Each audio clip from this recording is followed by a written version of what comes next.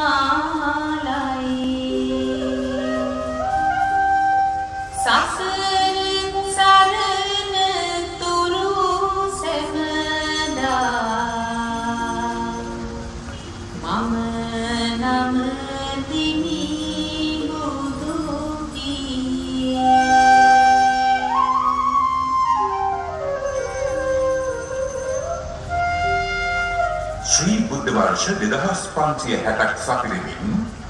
අප මහා තථාගත සම්මා සම්බුදුරජාණන් වහන්සේගේ උත්පත්තිය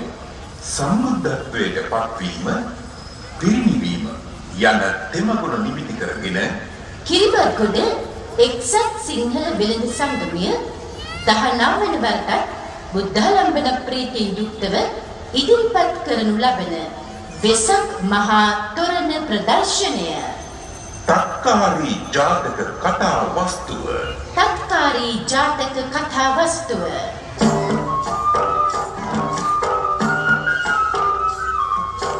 මහා තිලෝගුරු සම්මා සම්බුදුරජාණන් වහන්සේ දෙව්රම් වෙහෙර වැඩ වාසය කරන සමයෙහි එක්තරා ගෘහ පුත්‍රයෙකු අරඹයා මෙම ජාතක කතාව